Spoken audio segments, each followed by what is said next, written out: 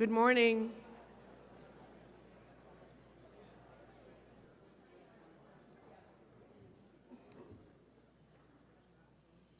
Good morning and welcome.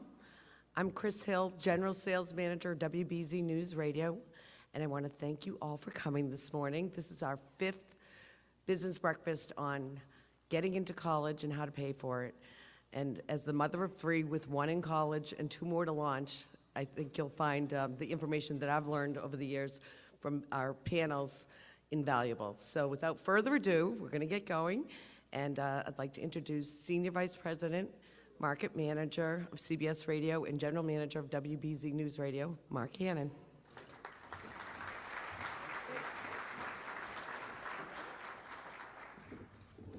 Thank you all. Good morning. As Chris said, this is actually the 5th time we have devoted a business breakfast to getting into college and paying for it. And it's been a 15-year process of business breakfast, and this is by far, I think, the subject that we've attacked the most. So, like Chris, I have a senior and a sophomore in high school, so I'm going through this, living it right now, living the dream. So, welcome to all of you. Thanks for being here. We have a great panel. I think you'll discover that every one of these business breakfasts has been informative, and I think they just keep getting better. So I want to introduce the moderator today, the host, Anthony Silva, co-host of the Afternoon News on WBZ News Radio 1030. Thank you. Thank you, Mark. Thank you. So now you have some insight of how we choose the topics.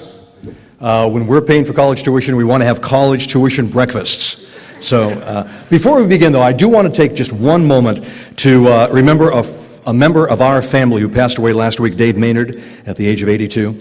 Dave Maynard was the epitome of what community-involved radio was. He was a mentor, a hero, and, he began when we were playing music, the Platters That Matter and the Stacks of Wax.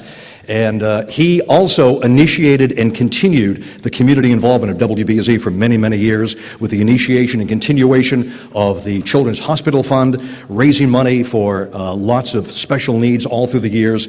And he was a dear friend and also the voice of warmth and community that hopefully continues to this day on WBZ News Radio 1030. So just to remember him just for a moment, Dave Maynard, who passed away last week, a dear friend. This is yet another day when we can try to tackle together some of the challenges of higher education. Our first Business of Education breakfast was, I think, back in 2003. And since then, college education has gotten more expensive. Since then, the college education has skyrocketed. Average annual tuition for a 4-year private college for the current academic year, according to the College Board, is $28,500, up about 4.5% from last year. And over the past 10 years, tuition to private colleges up just about 55 to 60%. Many parents are facing sticker shock. And I don't know if any of you are in that group, but many people are, especially during this painful economic time, too, when jobs sometimes change when you least expect it, when unemployment numbers are low, and there are fewer opportunities for advancement. Also, fewer jobs out there for those who do graduate. Our hope today is that together we can sort of put together a clearer picture of what your challenge is and what some of those answers are for you and your family. So I hope you have some questions prepared too, because we'll go to you and ask your questions too. We'll also examine the admission process and the financial aid process as well. Students who graduated from college in 2010, on average, shouldered about $25,000 in debt. That's up about 5% from the year before. And how are young people coping with that increasing debt? And at the same time, some 529 college plans are not producing the returns that we had hoped if they're stock market centered, as we report every day. So on top of all this, many parents are shocked that they are sometimes stuck right in the middle. And some of you may be in that group as well, making too much to qualify for a lot of assistance, but also not thinking that you can pay the entire amount of the freight either. So it's quite a maze that we will migrate and navigate together this morning. We have invited a distinguished panel. I am very proud that they are all here this morning. And on our panel this morning, Robert Corrett, the president of UMass, Jane Brown, vice president of enrollment management at Northeastern University, James Graff, the executive director of MEFA, the Massachusetts Educational Financing Authority, and Paul Comby, the president and CEO of American Student Assistance. Please welcome them up to the stage now. Thanks.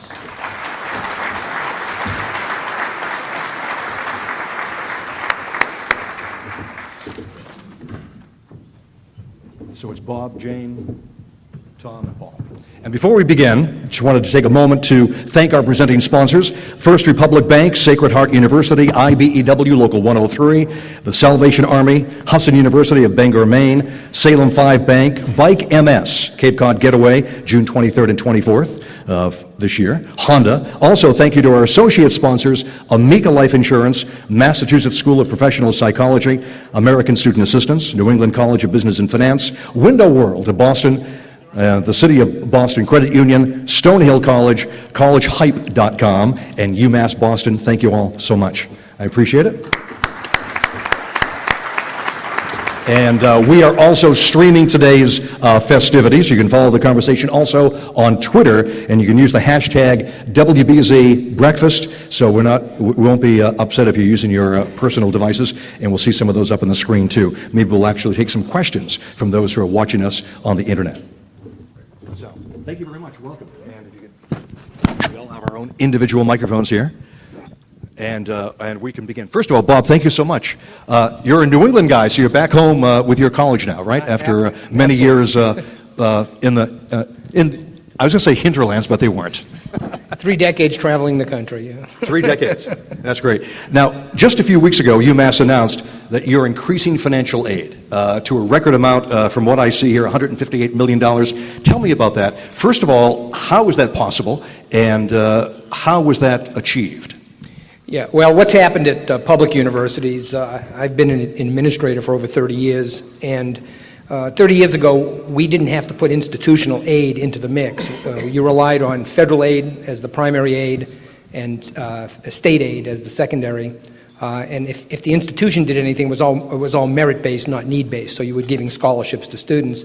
But the tuition has gotten so high, even at public institutions, which I want to stress is because state support has decreased. That's the largest reason that tuition has increased. That we, in order to get the students that should be getting in, we've needed to include our own institutional aid. So we do now what a lot of the privates have always done. It's called tuition discounting. We take a certain percentage of the tuition dollars that students are paying and put it into the aid pot. So at the University of Massachusetts, the 5 campuses together, we give out $758 million a year in aid. Of that 758, 158 comes from the institution itself. That's a 5-fold increase over the last decade. So we're trying to do our part to keep costs down by adding aid to the mix to the students that need it the most. 80%, almost 80% of the students at UMass get some aid, and so that is an important part of how we handle the cost structure. So 80% of your students are receiving some financial aid. A lot of it is work study, a lot of it is loans, and a lot of it, depending on the particular student, can be just specific grants to them that don't have to be repaid. With state assistance down, what is the percentage of state assistance in your budget, do you know? Yeah, well, we're a large organization with a whole bunch of pieces that aren't really educationally focused because we are a research enterprise. We have about a $3 billion budget. In round numbers, about a $2.8 billion budget. About $1 billion of that is the educational piece on the 5 campuses. And in that piece, the state is down to about 45% of the cost. Used to be, when I first got into the business, about 70% state and 30% student. And when you say student, that also includes the federal piece because the student gets the federal financial aid, et cetera. And that has decreased steadily over the last 20-something years to a point where it's 45% state today. And as a result, the tuition has taken over up to 55% of the cost, so the tuition has gone up. But we're working with the states. It's not just Massachusetts. Pretty much almost every state in the country is in the same situation where they have so many demands on their budget, they look to higher ed and say, well, you have a revenue stream. You can increase tuition. And so we do that, and then they criticize us for raising tuition. But it's sort of the situation they've put us in. But the state, to their credit, is trying to fix it. We've worked a deal with Massachusetts trying to get us back to a 50-50 level, and the governor this year in the budget he's proposed has included a 6+% increase for UMass, and we're very appreciative of that because he has a very difficult budget too. And we're hoping to keep costs down both by finding ways to run the campuses more efficiently, but also by just getting more state support in there to pick up the piece that has decreased so much over the years. Many people may not realize that UMass is the largest university in New England with, 68,000 students and 5 campuses. How is UMass, how would you describe UMass and how different it is from other colleges? Well, as a system, it's huge. As you just said, it's $2.8 billion and almost 70,000 students, and just in Massachusetts, almost 280,000 alums, and about almost 500,000 alums around the world. But if you go to each campus, the medical school is a very different campus, but if you go to the other 4 campuses, Amherst, Lowell, Boston, and Dartmouth, you'll find very traditional campuses, some more residential than others, but all very traditional campuses with a lot of traditional age students as well as continuing ed students. The largest campus is the Amherst campus, which is about 23,000 to 24,000 students. Boston is second, and then Lowell, and then Dartmouth. But they're all good-sized campuses. They're research-based campuses, unlike the state universities, where the faculty are involved in an equal amount, really, of research and teaching. And so we bring in about $550 million a year in research funding. We're number 2 in New England in technology transfer, just behind MIT. 13th in the country in technology transfer. We brought in over $40 million last year in licensing and royalty income from products that have been created and then licensed and sold.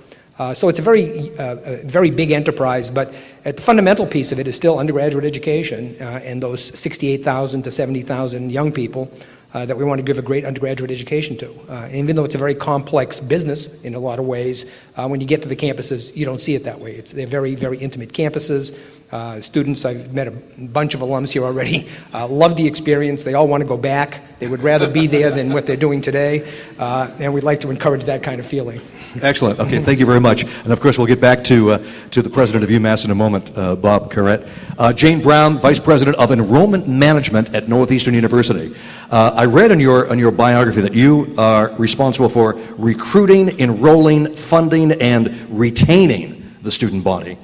This reflects a new way of looking at admissions. Tell me about that. Yes, I think that it's, and first of all, thanks so much for inviting me here and all of us here this morning. I know this topic of college admissions, how you pay for colleges, is always of interest to anyone you talk to. So I know that we'll have a good conversation this morning.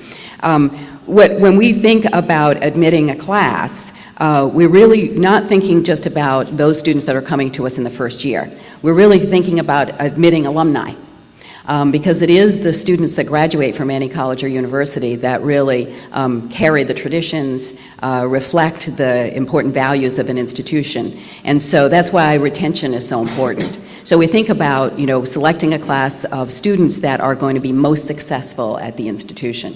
And we have a large number of applications and need to make those selections very carefully. So retention is a very important part of enrollment management. You have thousands of applications a year, more than almost any other university, correct? We do. Just this year alone, we have over 44,000 applications. And what's the size of the freshman class? And the size of our incoming class is 2,800. So that is, so there's an upside and a downside to that. We're delighted that so many students see Northeastern as an appealing place to be and are motivated to apply. On the other hand, we have to read all of those applications, and we do have to send a lot of letters to students who are very, very good students and strong applicants, but that we can't admit, and that's the downside. Your expertise is helping students achieve their goals. And let's change the focus from looking at your schools to what students need to do. What is the most important aspect for a student in choosing a college that's right for them? Well, I think, I'd like to dispel a couple of myths, first of all, and that is you hear there is a lot of hype in the media and newspapers about how difficult it is to get into school, and how you're very likely to get a letter of rejection and so on. But the reality is that 3/4 of students do get into their first choice college or university. And 80% of the colleges and universities in the United States do admit more than 50% of the applicants. So your chances of getting into a school, and a school that's right for you, are very good. That said, you have to really make sure that your application speaks well of you, and that you help the college or university understand what's distinctive about you. And what we're really looking for is students, obviously, who have done very well in high school, who have taken rigorous courses and have applied themselves academically. But we're also looking for that student's authentic voice. And what we want to know is what students' aspirations are, what their dreams are, who they are.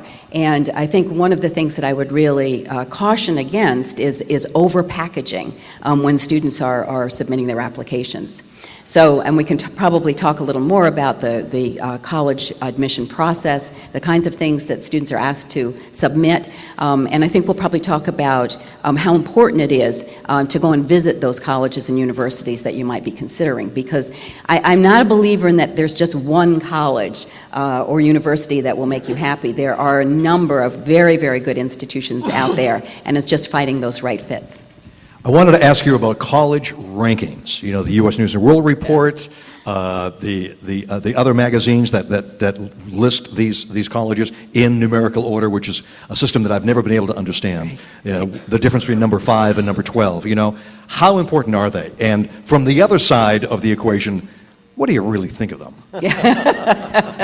Love them and hate them. When we're number one, that's but I think the college rankings are okay if you put them in perspective. I think that we all understand that all of the colleges in the top, whether it's the top tier, the second tier, or whatever, they are all different. And I think the difficulty with the rankings is that you're taking very complex kinds of data and trying to rank them in some linear order. It's like trying to take, where's the best restaurant? Well, if you're not a fish lover, then a restaurant that specializes in fish is going to be for you. And I think that's the problem with the rankings is, as you see it, particularly at the top, the schools are ranked very, very closely together. So, if, say, Amherst, Swarthmore, and Williams are always at the top of the liberal arts colleges, but they're not always one. Sometimes they're 2, sometimes they're 3. Can they really be that different from year to year? So I would say, use the rankings to kind of give you a general idea, to look at some of the data that are supplied. You can see what colleges and universities' retention rates are, for example. What the general academic qualifications are of students, but don't take them too seriously. There are plenty of schools that are not right at the top of those rankings that are really excellent colleges and universities. In the application process, could you name 2 or 3 of the most important ingredients? When you look at those applications, what are the, not the red flags, but the green flags, the flags that you look for that say, okay, this can go on to the next stage? Right. And first and foremost, it's about the student's academic record and how they have challenged themselves and have they taken advantage of the opportunities that are available to them in high school. And we look at those, we do, and I think most institutions do, that may not be true of all, large public institutions, and certainly let Bob talk about this, but do what we call a comprehensive review or a holistic review. And so we're really looking at all of the parts of the student's application and not using a particular cutoff. But by far, it is that academic record, and we look at it in the context of the school. So if you have a school that does not have very many advanced placement courses, but you've taken them all, even if it's 2 or 3, we're going to look at that application as perhaps a stronger, more compelling application than a student who's been at a high school that has many, many options, but have not availed themselves of many. So the academic record, then we do look at how students have spent their time outside of the classroom. And so another myth here is that the longer the list of extracurricular activities, the stronger the application. That definitely would not be true. when you think about the numbers of applications that we have to read, obviously the shorter the list, probably the better. But what we're really looking for is what are students passionate about? What are their real interests? Have they taken a leadership role in a particular activity or club or organization? Perhaps students have not been able to avail themselves of their extracurricular activities because they're working. They need to contribute to the income at home. And so we really pay attention to how they're using their time, not the many lists of community service and fancy trips, et cetera. That's really not what we're looking at. And then I think one of the areas of the application that's often overlooked as a real opportunity, and that's that we typically are asking students to write an essay. And this is where students can really help us understand who they are, and we really can hear from them and hear authentically, what their characteristics are. And so we always tell students and their families, don't overthink that. Really speak from the heart. We obviously are looking for appropriate grammatical construction, and that you can develop a set of arguments through that essay. But we can also tell when it's not the student's work, and it's when it's been over-processed. So I would say those are the important things, and then along with the recommendations. So we're typically, colleges and universities are asking students for a recommendation from their counselor or their academic advisor in high school, and then typically a teacher or somebody who can talk to us about their academic work. Myth. It does not help if you fill that folder with recommendation after recommendation from anybody who knows you and your family and might have a position in a high place. I think the old adage is, the thicker the folder, the thicker the applicant. So, this is not a this is not a strategy to impress the admissions committee. Excellent. Thank you very much. And there's no computer program that reads these applications, huh? No, there is no. This is all real read people. by human beings, real people. Okay. Yes. Jane, thank you so much for being here. We appreciate it. Our next speaker, Thomas Graff, the Executive Director of MEFA, the Massachusetts Educational Financing Agency. Tom, tell me about the U Plan and what you're offering, especially, what I mentioned in the opening remarks. And that is what we've heard is that some parents are somewhat disappointed at times because many of their investments are obviously stock market based, and the stock market has not been producing the returns that one had hoped to, have enough to pay their college education. Sure. Well, first I'd like to thank WBZ and Anthony for hosting a forum like this, which they've done a number of years. And it's forums like this and many others that we do at MEFA around the state that I think give some guidance to parents to go through what is a very anxious time for them. And having been through it myself with 4 kids, it can get overwhelming, even if you're supposed to know what you're doing here. So, these forums and speakers like that are here today to really think there's a logical way to go through this and think it through.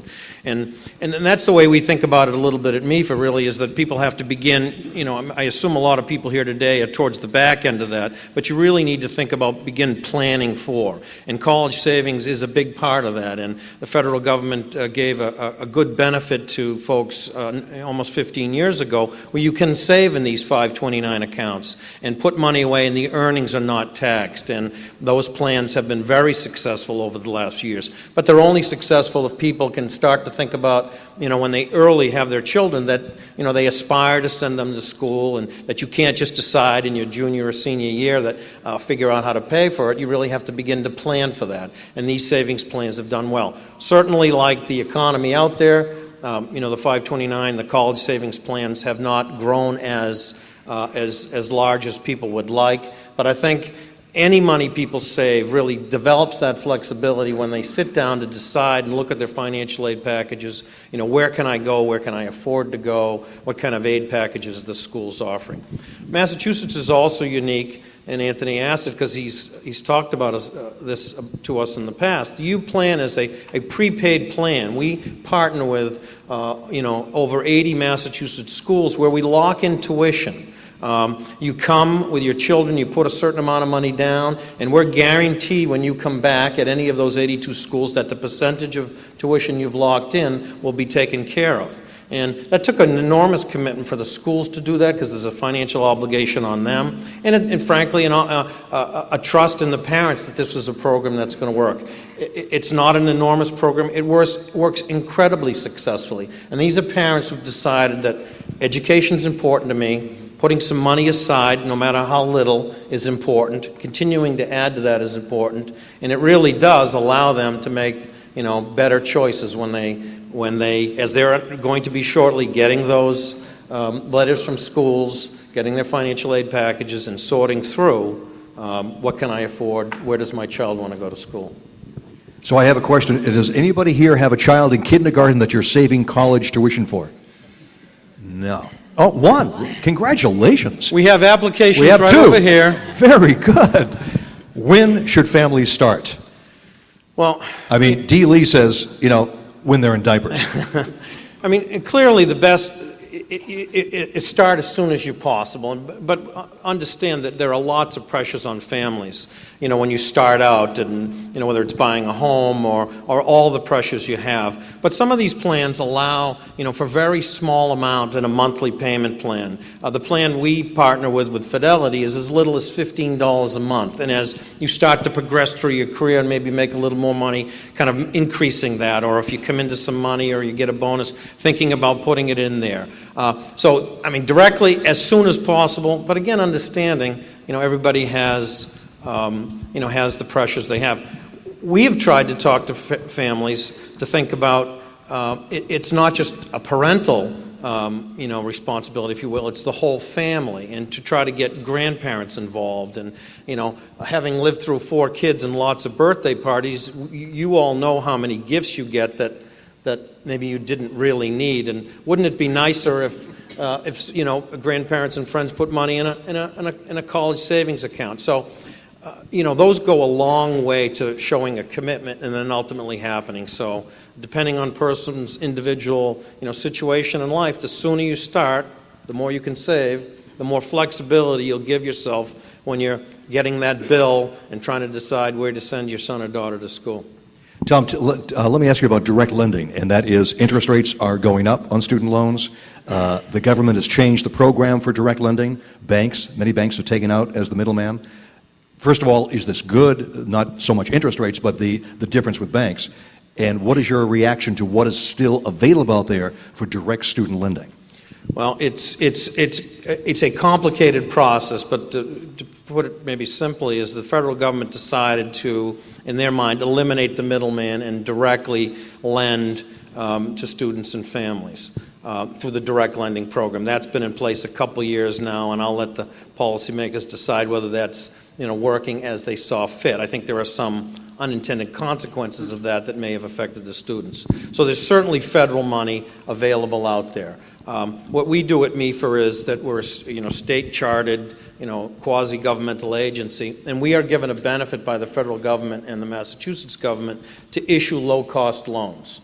And, we do all the planning and saving, but ultimately we have these low-cost loans. And, we certainly guide families through thinking about doing everything you can to avoid debt, but if you need debt, then you have to make wise choices. And we're fortunate that that Commonwealth has, unlike many other states, has had a program that's been running for 30 years. It's our 30th anniversary.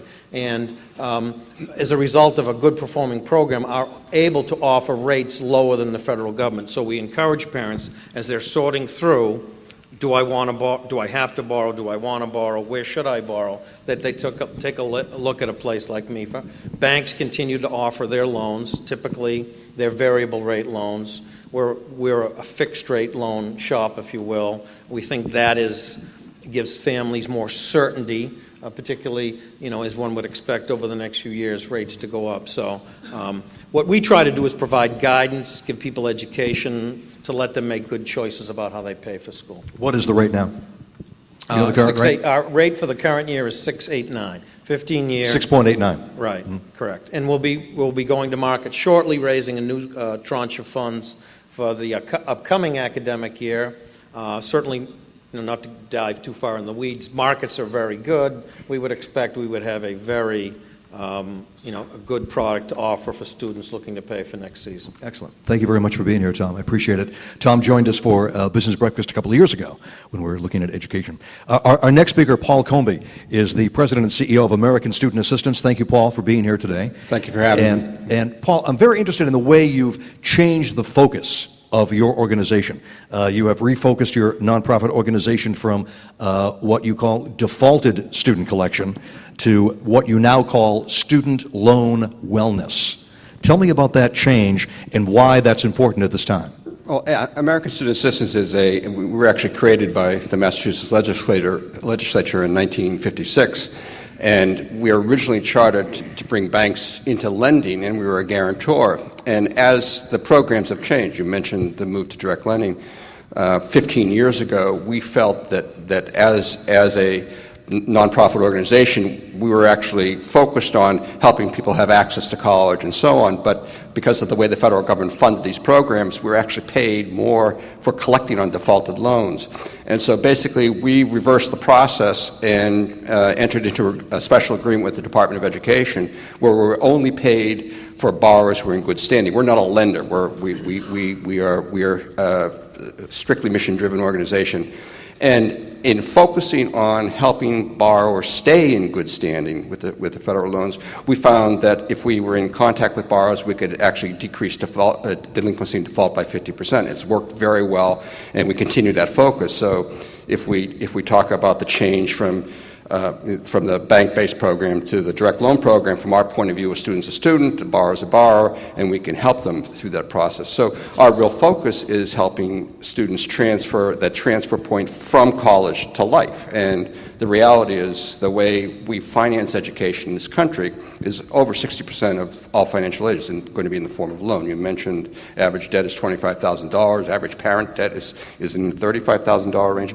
So it's a very big issue. And if we're going to help people to get into college, to improve their economic life, to get the kinds of jobs they want, the kinds of careers they want, and if the very forms of aid we're giving them actually inhibits that we have to deal with it. So our focus is to help the borrowers and also work with the federal government and the colleges to try to make sure that the students get the kind of services they want. So it's at the point now, because there's so much press about student debt, we're actually afraid that people will shy away from applying to college or applying to the college of their choice because of the debt. And because of the nature of the federal programs, there are many options available to help people repay their loans. They just very often don't know about them.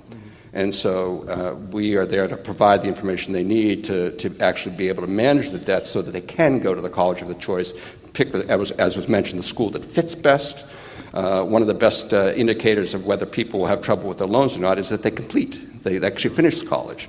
And so that when people are looking at applying to school and so on, we're very that they should apply to the college of their choice, and that means one that if they want an urban campus or a rural campus, a large school, small school, they get the school that has the programs and the education that they want and apply to those schools and apply for financial aid, knowing full well some portion of it's going to be in the form of loans.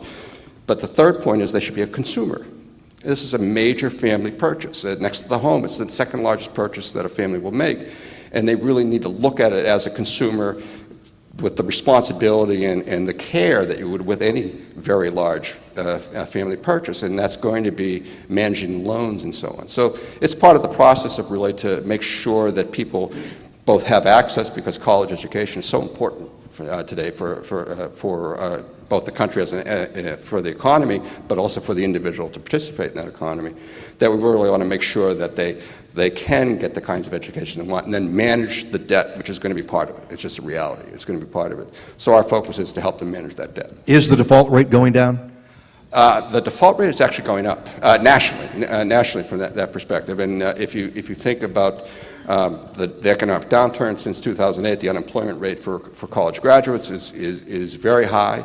With the debt, it becomes it's a special issue.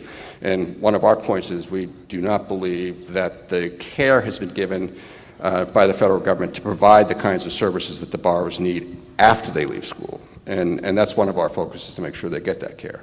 I see. Now, do you, I know this is your business, but do you look at student loans as the last resort for financing a higher education? It's always the last resort, and he said that the best form of debt management is no loan, and so you really want to look at it. So that's one of the points about being a consumer, is that when people are looking at financing education, and if you do have time to plan for it and save and prepare for that from that perspective. But when you are receiving financial aid packages, comparing financial aid packages and so on, to know what loan is being offered, the best thing is obviously to deal with the federal loans first, because they have the most repayment options, but to look at the nature of the loans that are being offered and really focus on that. The second point is people should remember it's 4 years. And very often people get a financial aid package and you need to start multiplying that debt by 4 years, but keeping in mind that there are options of repaying it afterwards. Now, you have the SALT program that you're promoting. Tell us about the SALT program. What is it? We have just launched in December a program, SALT, which is focused on helping students in their transition from college by providing financial literacy, financial competency training while they're in school, giving them the information they need, building relationship with them so that when they leave school, we can interact with them and help them pick the right loan program, pick the right payment programs for themselves, and help them manage the debt and give them the advice and counsel. So the whole key to SALT is to try to think of the students as giving them financial empowerment. Take charge, be your own entrepreneur, take advantage of the programs that are there, but also manage your funds, manage your budget, manage your money. So it's giving them the skills and competencies they need to do that, both while they're in school and in that transition from school to life. I wanted to ask the whole panel this question, and that is, when a student receives an acceptance letter and with the financial aid package, is that package negotiable? Can the student say, or with the new information? I guess I am looking at you, Jane. Yes, absolutely. The packages are not negotiable in that we're not expecting families to call up and say, okay, what's your best offer?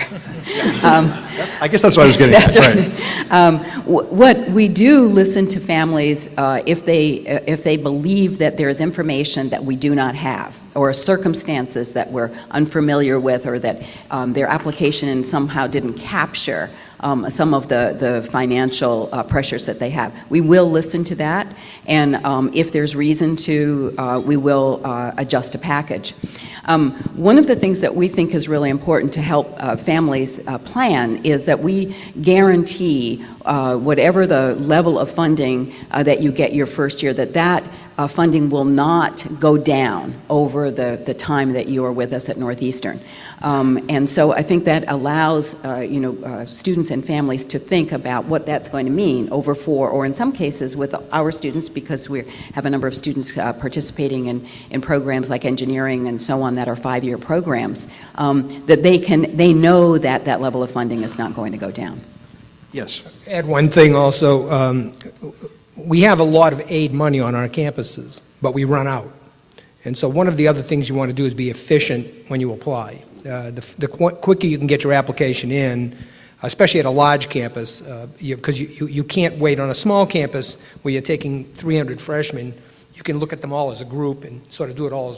But when you're taking in 4,000, 5,000, 6,000 students, you're going to be doing that on a rotating basis. And the reason only 90% of the students at UMass get the aid they're qualified for is we run out of money.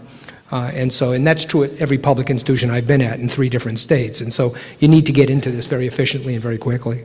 Yes. Yeah, I can't speak to the negotiation, but we always tell parents that if their circumstances changes, they should be in contact with their school. So if somebody's lost a job or has a health issue and it's affected their income, talk to the schools. They accepted you, they want you there. Within reason, they're going to be very comforting.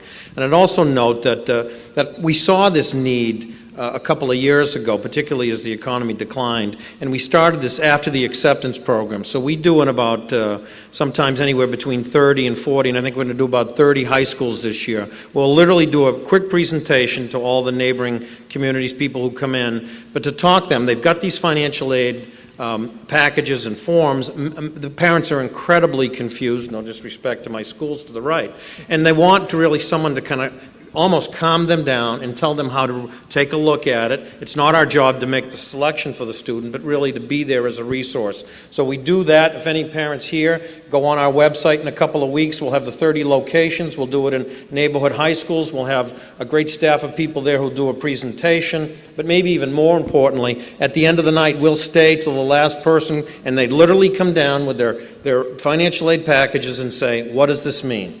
You know, what should I do? So, again, that's the resource. Schools are great, and you should absolutely rely heavily on the schools, but this is an opportunity for a parent and a less pressurized opportunity to really sort through, do the education, think about what the schools are offering, and then make a good individual decision for them.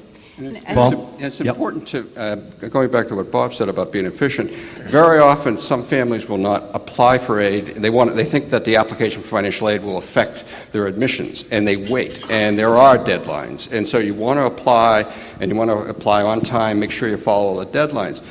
But going back to being a consumer, when you're an applicant for the school, it sort of puts you in this defensive position. You want to think about it being a consumer, and you don't want to be shy about calling the financial aid office and asking questions and making sure that the information is there.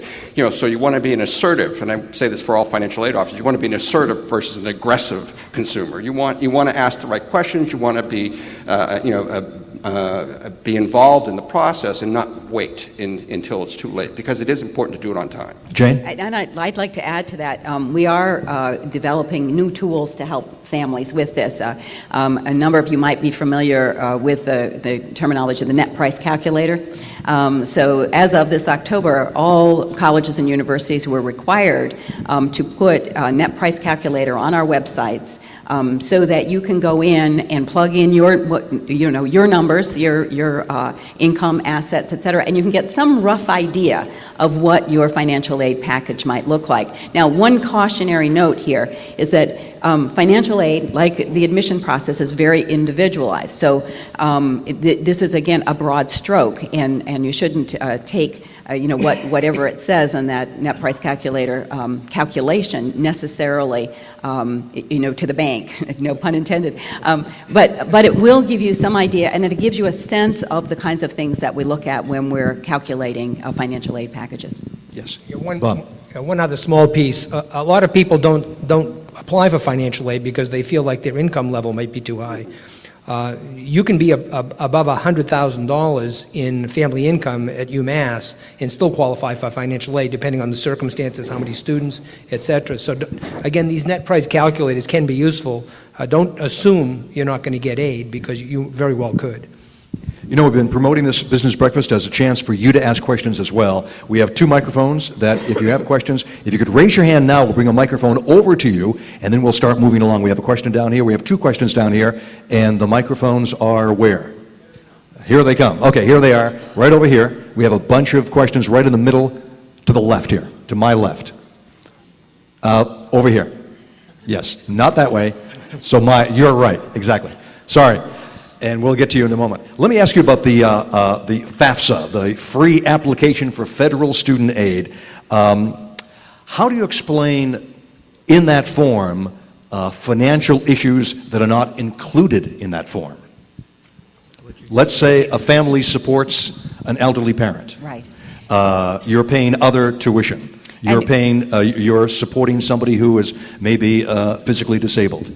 How do you explain that? Well, we also, at Northeastern, we also require students to submit a profile, and that will help us with some of that additional information. But families are always urged to let us know about those kinds of special circumstances, because there are sometimes families that have high medical bills that we're not going to pick up on some of those kinds of forms. So that would be, an important thing to let us know.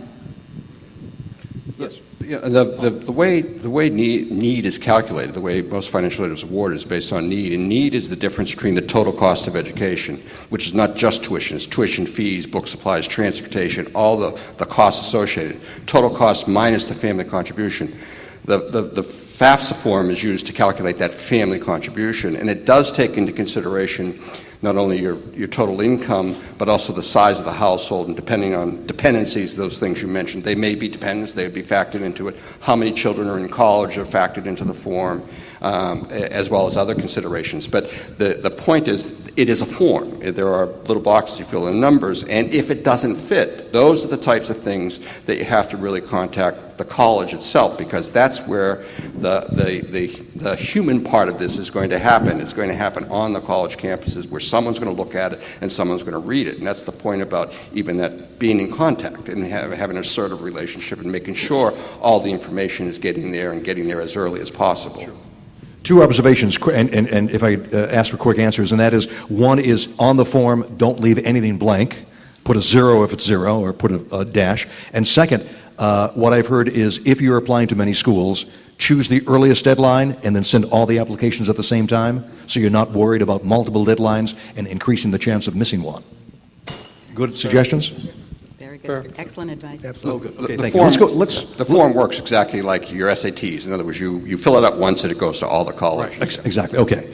Let's go to your questions now. I know we have lots of them, and we have a nice color-coded system now. Sir, if you could stand up, and we'll hold the microphone, and your name and into the discussion. Yes. My name is Stephen Parnell. The question I have for you is, there was an alarming story at CNBC last night about college, paying for college, and the question I have is co-signing for loans. What's your opinion as far as allowing that perhaps you're helping the student pay, but your name isn't on the document? Thank you. Well, yes. I'll talk for us. I mean, certainly if a student is taking out a loan, and generally speaking, they don't have credit at that point, the rates are going to be higher to someone without credit, and a cosign, which is a principal, 99% of our loans are co-signed loans, you're going to get, because of the parent, better credit, you're going to get a lower rate. I can understand the circumstances where parents, at least on these private loans, might be looking for some kind of release. What we see informally often is that the parents, take it, if they have immediate repay while the student is in school. That also helps defer the rate a little bit or keep the rate down. And that often the parents hand those loans over to their students upon graduation and assuming employment. There are also a number of programs where you can, after a certain amount of on-time payments, remove the cosigner. Federal government, again, a different story on how that's handled, but our loans, the parent who has credit allows for lower rates. Yeah, it is important to note the first in the federal loans. There are student loans that are the student's obligation, and there are parent plus loans, which are the parent's obligation, and they are different. But it's very important that you focus on the federal loans first, and that's one of the avenues to go. At the same point in time, though, there's an obligation there has been a sort of a transference of financing from the parents to the students over the last 30 or so years, where we really have to focus on that obligation of when you're financing education, it's not the federal government or the state that's doing it, it's the family first. Then the federal government, the aid is there after the family's obligation. So one of the points is it's one of those conversations that every family should have as to how they're sharing this responsibility. There are people who take out federal loans and the parents pay the loans afterwards. And it's something that's been worked out beforehand. So this is a major purchase, and those types of conversations are really important to have beforehand so that everybody knows what their obligations are, what their responsibilities are, who's financing what, and who's going to pay it back. And just a follow-up that what Paul said, because I think it's very important. There's a federal student loan, and as we counsel families, we say that's the first loan you should be looking at. If you're going to take out a loan, take out that loan. There's a certain limit on that, per year and over the 4 years. Then if you need, borrowing above that, look at some of these other loans. But that federal loan, because of all the options Paul has said, repayment options, should be the first loan, if you need a loan, the first loan you would take. Bob? Yeah, I just want to reinforce, having lived through this with thousands of students and 4 of my own and a son-in-law, you do have to approach this as a major purchase. And you shouldn't just do it capriciously. You really need to decide how much you can afford to borrow, and who's going to pay for it, and to the best of your ability, approach it like a business decision, because I think students today, in many cases, don't understand, even though we try to give them all the counseling that is humanly possible, just how difficult it is to pay off this amount of debt. If you graduate with $40,000 in debt, it's going to have a major impact on your life for a long time in terms of getting your career, your family, etc. going. And so you don't want to do this capriciously. And I'm old enough that when I was an undergraduate, the National Defense Student Loan Program didn't exist yet, so you couldn't take student loans. And I'm one of those generation that we all graduated. I come from a small blue-collar town in Maine where nobody really went to school. And yet we all got out in 4 years, and those of us that did go to school, and we had no debt at the end of the 4 years. And that's changed dramatically. And with my kids and with my son-in-law, I've had to have significant, serious conversations with them about not just taking on the debt because you can. You really want to do it because you have to, and change your lifestyle if you have to afford to get through school with as little debt as possible. That's the toughest part. Yes, we have a question way in the back. Yes. Yes. Good morning. My name is Jack Drury. One story that's going around is students themselves who have savings accounts are being advised not to have any savings accounts in their name up to 2 years before they graduate. And I'm wondering if there's any truth to that story and how you would advise us. Thank you. The calculations for financial aid take into consideration not only income but assets. And one of the key points is that the parents' assets are treated differently than the students' assets. There's an assumption that it's the family who's going to pay first, and the calculation is how much can they afford. While the student's assumption is, since it's their education, is they can afford to pay a lot more, and if they have assets, it'll be used up. So the parents' assets are treated somewhere between 3 and 5%. It's very nominal from that perspective. Whereas the students, it can be up to 33% of it. So if there is a choice, and remember there's law, it's a federal form, you're swearing that it is truthful and honest. But if there is a choice that you have a joint account that's in both the parents' and the student's name, it's better to be in the parents' name in that process.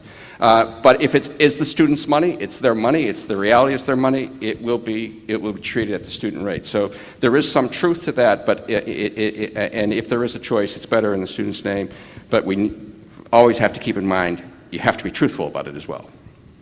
And can I add? Yes, Jane. I think that it's important in this equation to understand that there is really a partnership between the college and the university and the parent or the family in terms of paying for college. And that I know that we all at colleges and universities are doing our best to try to make this affordable.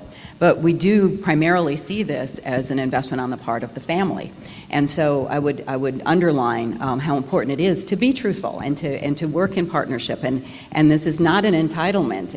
It is, we are all trying to make this affordable. And I'd also like to add, in terms of how this is relevant in the college search process. So, putting together the admission process and the financial aid process. Some of the questions that it's important to ask when you are visiting campus is what are your graduates doing? So what are the outcomes of this education? And colleges and universities need to be able to provide that kind of information for you. What are their graduates doing? How many of them are employed or in graduate school, a year out of graduation? So that's an important component when you're starting down this road. We have a question, I think, right in the front here. Yes. Hi, my name's Amy Norton. I know tuition increases every year. I was wondering about what % we should be looking for as far as that tuition increase and how the financial aid grows with that as well? Well, it's different at publics and privates, but we have been, because we're tied, as I mentioned earlier, to how much the state gives us. If the state gives us money, then the tuition goes up less. And if the state gives us no money, then the tuition goes up more. Our inflationary factor, largely due to energy, purchasing of energy, health benefits, and et cetera, has been in the range of 2 to 6% over the last decade or so. So you're looking at an annual increase that is either near the CPI or a little bit above the CPI. as it relates to higher education in general. And then, depending on how you fund yourself, in the case of a public, then it depends on how much the state provides. And so we've had years, UMass over the last decade has averaged about a 5% a year increase. Unfortunately, because it is tied to the state, we went up, for example, I've only been with the system for the past year, but 2 years ago, it was 0% increase. And then the year after that, and this is again before I arrived, was a 15% increase. And now this year, we're looking at what we're going to do this year. It averages out to 5, but it can go up and down pretty dramatically because of the way we're funded. But we try to keep it at inflation or less, if humanly possible. And I would just say for private institutions, we have similar kinds of pressure, not the subsidies obviously from the state, but and we recognize that costs are going up across the board for families. So at Northeastern, for example, we have in the last 3 years the percentage of increase in financial aid that we're committing to students has gone up at double the rate of the tuition increases. Yeah, the reality is that the tuition has been rising, much faster than inflation. So if you look at both federal and state programs, the grant side of that, it has not been keeping pace with the rising college costs. Thus, we have more student loans. It's just the reality. That's the fallback, from the federal side of it. And one of the points that was made that UMass has put more money in, that the colleges themselves have done a very strong job of trying to fill those gaps in financial aid. And that's one of the points about applying to the college of your choice, because you really don't know what your financial aid package is until you get the award from the college of your choice, because the college is a key player, especially on the grant side of financial aid. And that's one of the components that really has to be looked at the institutional level. And this is another area where if the parent is doing some planning ahead of time, and we have a tool on Your Plan for College where you can go in and look at multiple schools at the same time and compare the costs of the schools, maybe the fees of the schools, and kind of plot that out all over time. So again, the ability to kind of think this through ahead of time, look at the historical increases, I think allows you to make a better judgment first of where to apply, based on a lot of indices, and then ultimately where your student might end up going to school. Yes, we have a question in a couple of places right here. Hi, my name is Becky Alperin, and I think my question is directed to Jane. You mentioned that approximately 75 to 80% of kids are getting into their first choice, but your admissions rate is about 6%. So what advice do you have for students in being able to effectively self-select? Sure. And just to correct those numbers a little bit, it's about 3/4 of students do get into their first choice. And at Northeastern, we admit about 30% of our students. Not everybody who we chooses us, sadly. But so, a larger number of students do get admitted than actually enroll. But what I would say is that really set out to find the school that's the best fit for you. And rather, what happens very often, I think, is that students try to figure out what it is the school wants and then try to make themselves fit into that package, as opposed to looking at institutions that might best support them in their particular educational goals and their particular interest and their particular way in which they want to conduct their social life and the kind of environment in which they want to learn. And there's just such a breadth of choice. One of the wonderful things about the American higher education system is there is so much choice and flexibility. So I think that you want to start out positioning yourself well. I don't think that you need to start thinking at kindergarten about college, and I think we really discourage families from putting a lot of pressure on their sons and daughters too early in the process. But once you start to hit, junior high, high school, you need to think about how can you position yourself from an academic point of view, and from the point of view of the kind of outside of classroom accomplishments to get into the kind of school that you're looking for. And so, as I say, I'm going back to my opening statement, which is there's not just one school.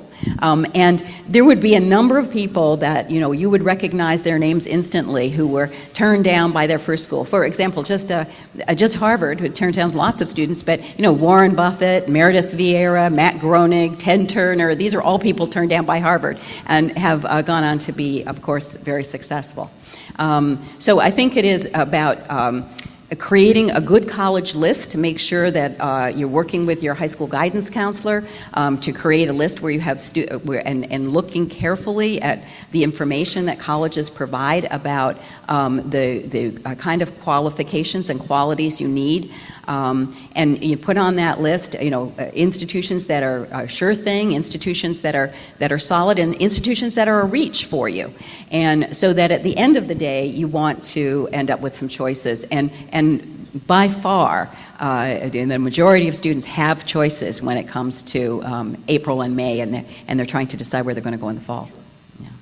Yeah, I wanted to add, one of the things we found, I've been in a lot of studies over the years looking at student retention and graduation, and you can have pretty dismal retention rates from freshman to sophomore year, for example, on some campuses.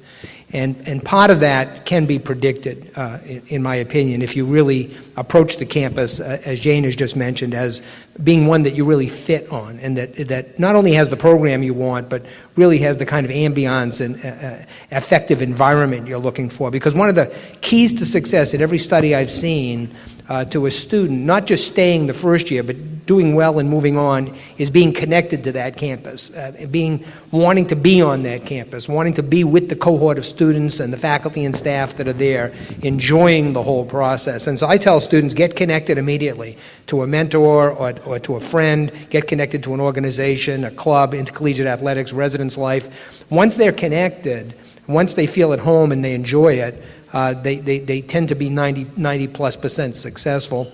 And so, again, it's a planning exercise. It's really taking the time, I think, if you can, to visit the campuses, see if you feel at home there, and if they provide the kind of environment that you think you're going to be successful in. And I know with my kids that's been true. And everybody hates anecdotes, but we all live with them. And I've had, my son and I visited a whole bunch of campuses, and he'd be on one campus 10 minutes and say, I don't want to be here.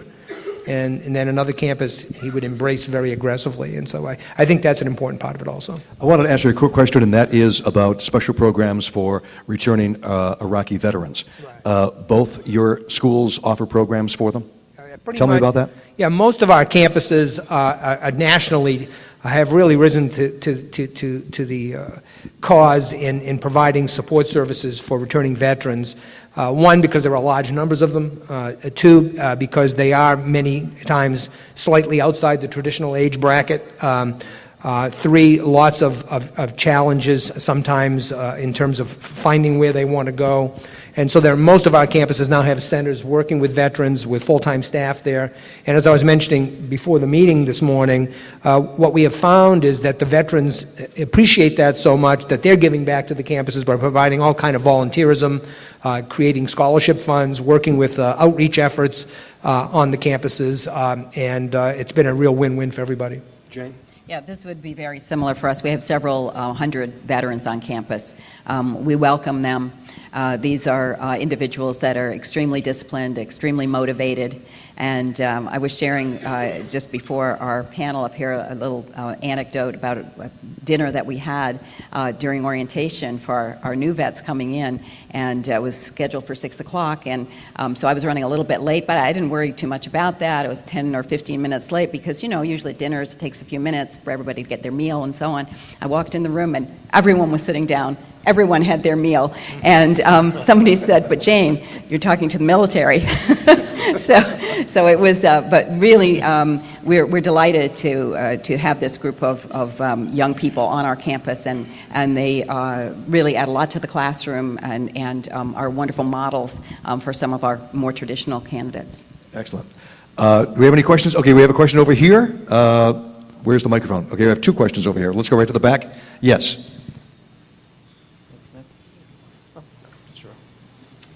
Yes, sir. Hi, my name is Ari Goodwin. I actually have two questions, if I could. One is there seemed to be a growing number of for-profit companies offering advice either on how to pay for college or how to get into a college of your choice. I'd like panelists' opinions on both of those. And secondly, your opinions on the thought of using ROTC as a method of paying for college. Excellent. Thank you so much. Yes. Well, there are a lot of companies out there and people who are, have businesses for that and wouldn't speak ill of any of them. I think a lot of that information is out there. And, our mission, 30-year mission at MEFA is to help families navigate that. All our services are free. They're a benefit to, Massachusetts residents or kids coming to school here. I think, all of those services can be found, for free at multiple locations, and certainly it's something we provide. On the ROTC, just a small point, we do an annual survey of families to see about strategies and how they pay. We've seen an increase over the last 5 years.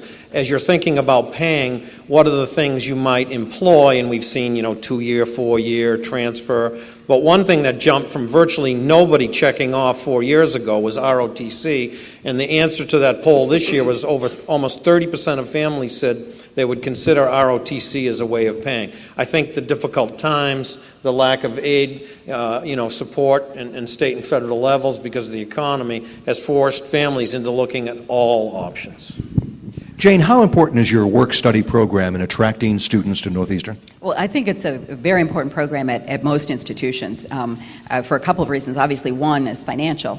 But one of the things that we have learned is that we can make those work-study jobs very attractive and very professionally rewarding and help students, kind of develop the skills that they're going to need professionally. I mean, as all of you know, probably Northeastern has a great commitment to experiential learning and to integrating academic work with hands-on experience, and work-study is one of those ways. Obviously, a cooperative education would be our signature, but there are many ways that students can develop professional skills, as well as augment their income to help pay the tuition bills. So it's a very important program and a growing program, I think, at all campuses. Excellent. We have a question back here. Yes. Hello, my name is Prendy Knight, and I wanted to know what type of aid, scholarships, grants, or loans are available for graduate students. Good. Who wants to take that? Most graduate aid is going to be very institutional specific. All the federal loan programs are available for graduate students, and there's very little grant aid, and at the state level there's very little grant aid. So the focus for most graduate aid is going to be through the individual institution itself, but there are grants, scholarships, fellowships, and so on available. And that's one of those places where you really do have to look at the program. The simple point, though, is as a graduate student, technically, you can borrow up to the total cost of education, which in some programs may be recommended, in other programs may not be. But that's one of the points where you really do have to focus on the institution itself. And what, Pell Grants have been increased, and also the income tax credit. The tuition tax credit, rather, has been increased as well, hasn't it? Pell Grants were increased. They are, under the President's budget, there is a proposed second increase if that goes through. But the tuition tax credit is also proposed to be extended and increased as well. But Pell Grants are not available for graduate students, and that's the point. So that's an undergraduate form of aid, as is the other federal grant programs. Yeah, I say in graduate school, particularly at the doctoral level, but even at the master's level, and it is institutional specific, but there are research assistantships and teaching assistantships available on many campuses, and where you're working perhaps 20 hours a week, as part of the educational mix, similar to work-study, but usually at a higher level. And you should investigate those by program on each of the campuses you're looking at. We have a question in the back here. Yes. Hi, my name's Nikki Koff, and I actually have 3 questions. I apologize. You mentioned the financial aid packages and being able to bring them to the MEFA meetings that you're having. How soon are the financial packages coming out from the colleges so that we would know that we have that information fully to be able to attend your meeting? And your second question? How flexible is the FAFSA form? Because as we were discussing about the jointly joint accounts. I didn't even think of it. My son has a joint account with me, but we put it under his. Is there a problem with me going back and changing that information on there? And my third question is, again, my son is at private high school, basically on financial aid for his academics. Is that something that I should make the college aware of, or do they somehow know this so that they understand my financial situation? Questions? Just to handle the first one on the after the acceptances, you'll be getting your financial packages over the next few months. We do these programs in April and would expect most everyone will have their acceptances and their packages to do this programming in April. Any college that's worth its salt is going to try to send the financial aid award along with the admissions acceptance application. So the timing should be about the same. Jane, would you like to add to that, especially the different accounts at the end? Right. Should there changes be made this close? I think not. The changes. Yeah. It will raise questions, and the simple point is that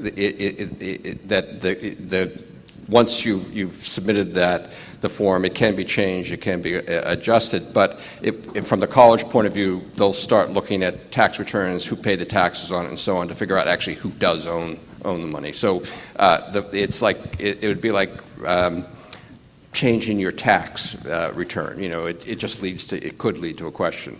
But it's not forbidden to do it. But I would think if I was still sitting on the campus and I saw that come through, I would look at it. So it's a red flag? It's a red flag, yeah. Yeah. Okay, thank you. We have a question way in the back here. Yes? No? Do we have a question? Okay, let me, over here. Thanks. Hi, my name is Ken Souza. I have one question, two parts. First part is, what's your best advice on scholarships, applying for scholarships? The second one is, will that hurt? Will a 529 plan hurt your chances of getting them? Good question. Yes. On the 529 plan, certainly the form is going to look if people have saved money, that there's some effect in that.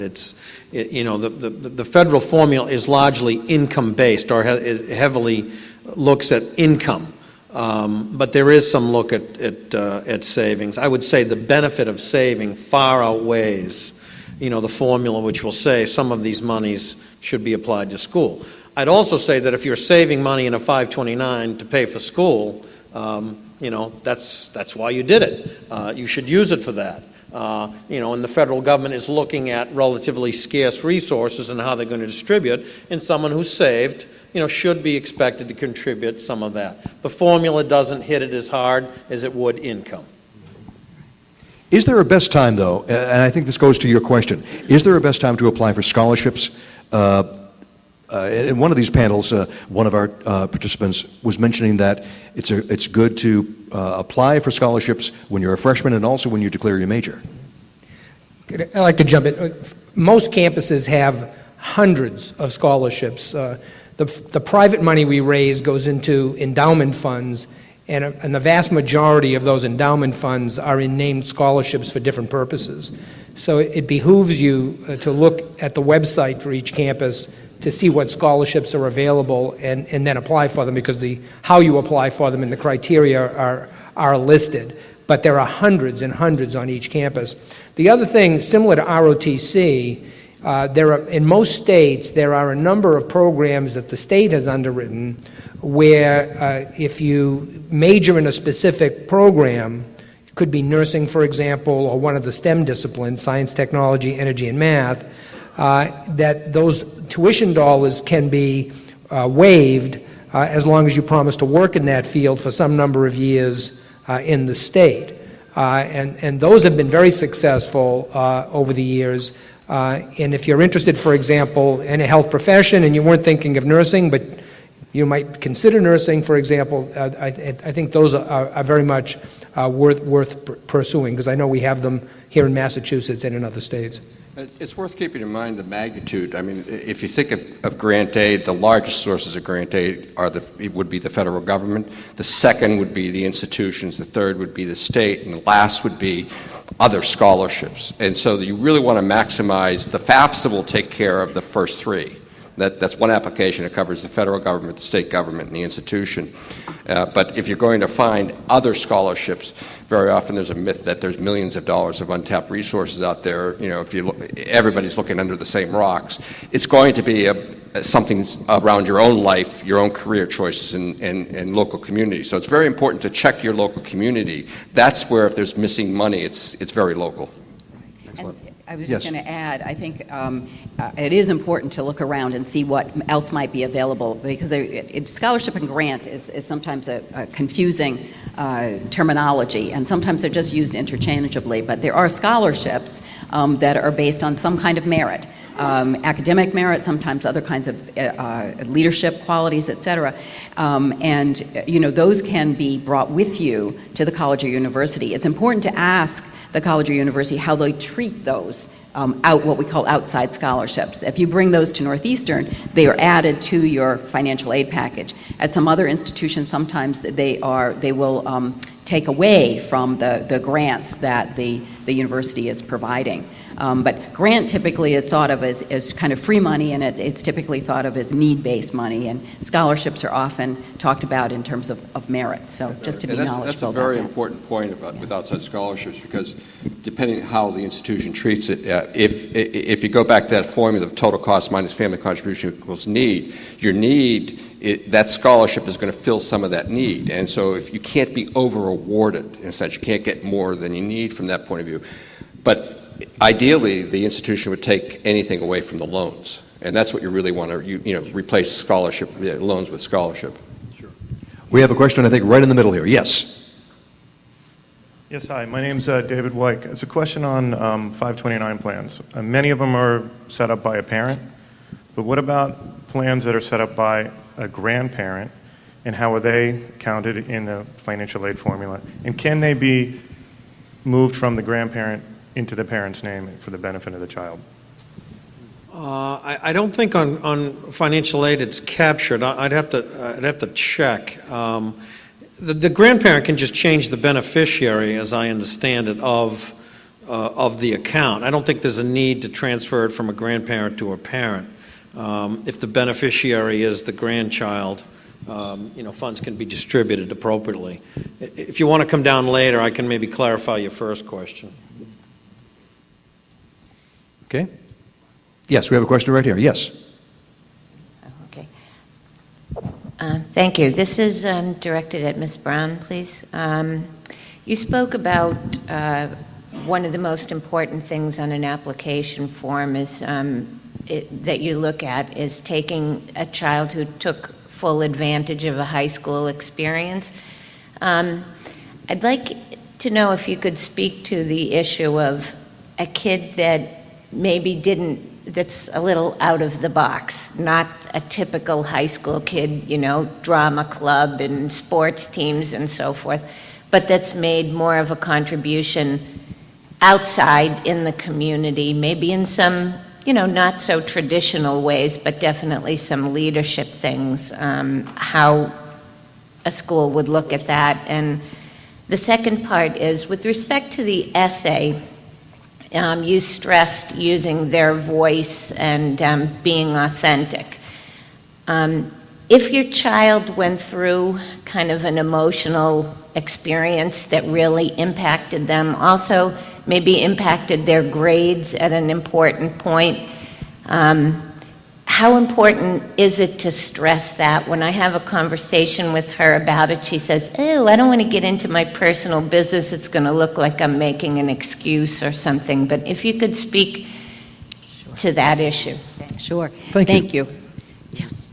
You make a couple of very good points here. First of all, in looking at the college application and the students' activities outside of class, we really look well beyond whether those are activities that are related to the school, and we really look for students who have been active in their communities and done some things outside of the box. We are not all looking for that every student in the class be well-rounded. And I think that some of the most interesting students are sometimes students who have been a little bit out of the box and sort of walk to the beat of their own drummer, so to speak, and are creative and innovative. So we all, I think, institutions that are using a comprehensive or a holistic approach will be very sensitive to that and evaluate that in the context of the whole student's application. With respect to the essay and talking about students who want to express and tell us something about their academic work and why it may be a little uneven or inconsistent, we do welcome that. Not, I think, with some caution. I think we don't want all essays that are laying a student's soul bare, in the application process. I think that can be a little frightening. But I think if a student or a guidance counselor can tell us something that will help us understand an inconsistency in a student's academic work, that is very helpful. And what we're looking for is students, we look at trends, so that we see, students who are maybe started off a little bit slowly, but are really coming in strong in their junior and senior year. I mean, they will make note of that. And I think that, everybody needs to really understand that while we're looking for very strong academic work and rigorous work, we know that students have strengths and weaknesses. We all do. And I remember actually a family friend once asking me, because when you're in the admission world, everyone asks you. so whether you're at any family dinner or whatever, and asking me, she said, math is just not really my thing, and I have a C this semester, but I really want to go to Harvard. Can I go to Harvard, or is that just impossible? And I said to her, you need to talk about that when you write your essay. She was an excellent writer and a very creative young woman, an excellent student and all, but math she struggled with. Well, the end of that story is that she did go to Harvard, and she's just published her first novel. So I think that, we really do look carefully at the trends, at the inconsistencies, but if there's a way that you can tell us something that will be helpful in that context, I think that's important. Let me add that virtually all of our campuses have access programs. The campuses are getting to a point where, we were joking earlier, none of us could get in today.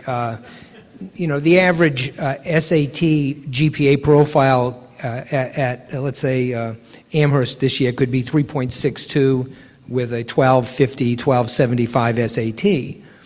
And I was still growing when I got out of high school, so I couldn't have gotten in. And so what we have tried to do in order to maintain, particularly in the public sector, and I assume the privates do this too, but to maintain some access routes that are non-traditional access routes. And I'll just give you one example. I was just at a dinner at the Dartmouth campus Saturday, which is called the College Now /START program. It's a 44-year-old program that takes 125 students a year that can't get in normally, but have a profile that they have described that they deserve a chance. And it's selective program again. They may have 800 students that apply to this, and those 125 students go through a first-year program that has a whole series of developmental courses, but also some traditional college courses. And if they attain a GPA of whatever it is defined, I think it's a 2.0 or a 2.5, then the second semester they're automatically accepted. So the other thing to look at, if a student is still emerging, they haven't found themselves yet, they're capable of more, but they're not going to get in because the traditional academic doesn't show that. There are access programs on most of the campuses that provide alternate routes for students of high potential who are ready to start doing some work. And those programs usually have a lot of support structures around them, a lot of counseling, a lot of advising, a lot of mentoring to help them find themselves, because a lot of students just aren't ready when they get out of high school, and they're sort of thrust into this, whereas a year and a half later they could be blooming, and you just got to sort of grab them at that point and help them get through that year and a half period. We have time for one more question. We have one question down here. Yes. Good morning. First, my name is Robert Oliver, and I'd like to thank WBZ News Radio for doing this for parents and for someone like Very me welcome, who's thanks. And I'd like to thank the young men and women for coming in today. I understand the importance of presenting yourself and being here for us. I actually have several questions from my students that I'd like to ask. They're very quick and short. Okay. One of the questions that my students asked is, what % of young adults ages 18 to 24 actually go to college? Another question is, what % of those young people who actually go to college graduate with a 4-year degree? Are there any programs or services that could provide assistance to students from what used to be called inner city schools, but now we're trying to call them urban schools? You talked about picking a college. We only have a few more minutes here. Let's take those, okay? Thanks. Okay. I'll jump on the two last percentages, one. yes. I remember the last question. The Boston, very similar to the Dartmouth program I just mentioned, just announced as one of several programs they have called, I think it's called the Student Success Program in the urban schools in Boston, where they are providing $2 million a year in scholarships, for example, to students in those schools to go to UMass Boston. So again, there are a number of outreach programs, particularly aimed at the urban environment, which can be a more challenging environment in many ways. And in terms of student success, I'll just briefly mention that. It's something I've been involved with for a lot of years. It really varies from campus to campus. It is part of the rankings. You can look it up. We have it on our websites. There's another site called the Voluntary System of Accountability, where most campuses have provided all of these data that you can look at. But you do want to look at campuses, I think, based on where you're coming from, that can provide good success rates, retention rates, graduation rates. You know, a campus that's only graduating 12% of its students in 6 years is not. I mean, they may have a whole series of challenged students, but it does mean you're putting yourself into a very difficult environment for your own personal success too. And so I do think looking at all of those kind of data are very important. Keeping it in context, as we mentioned it earlier with the rankings, but using it wisely. Yeah, I think that's right. I mean, I would add to that. I think we all have programs. I know we have a program at Northeastern that's a non-matriculated program, though, for students who do have potential and that you do see growth, but they're still not ready to enroll in a degree program. And it is a program for which there is funding. It's called Foundation Year. And we do work very closely with our neighborhood schools to identify students who have that kind of potential to bring them into a program like this. And we have another program called Torch, which is a program where just for 10 students, it's a fully funded program, but we look for those students who haven't achieved by traditional measures, but whose guidance counselors and whose teachers know these students are going to be ultimately successful. And so we've really made a commitment, and a number of our alums have made a commitment to helping those students, get the kind of education you could get at Northeastern. So there are many, many pathways. I agree that, you do need to look carefully at the retention rates and at the graduation rates of colleges and universities, keeping in mind that some colleges, for example, some of the community colleges who do an excellent job in preparing students, some of them may not have graduation rates that are where you might like them to be because their students have already gone on to 4-year colleges and universities. So you do need to look at those numbers in context.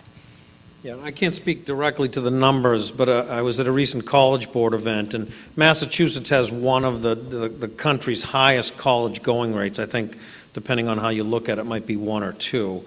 I know it is a priority of the governor to increase that college going rate. If you look at Massachusetts' economy and the kind of workers we'll need in the future, a highly educated workforce is important. So there's a drive to send more kids. But I think, those numbers we could probably get off the College Board website or a couple other places. Well, I want to thank all of you for coming this morning. Also, thank you to our panel. Thank you so much. Bob Corrett, the president of UMass, Jane Brown from Northeastern, Tom Graff from MIFA, and Paul Combe from the American Student Assistance. Thank you very much. And we'll have reports on the air. And obviously, we can continue this conversation for another hour or two, but hopefully we'll do this again very soon. Thank you so much, and we'll see you all on the radio. We also wanted to thank our presenting sponsors, and that's First Republic Bank, Sacred Heart University, IBEW, Local 103, the Salvation Army, Hudson University in Bangor, Maine, Salem 5 Bank, Bike MS, Cape Cod Getaway, June 23rd and 24th, 2012. Sounds like a good trip. Honda. And thank you also to our associate sponsors, Amica Life Insurance, Massachusetts School of Professional Psychology, American Student Assistance, New England College of Business and Finance, Window World of Boston, City of Boston Credit Union, Stonehill College, collegehype.com, and UMass Boston. Thank you all, and we'll see you on the radio.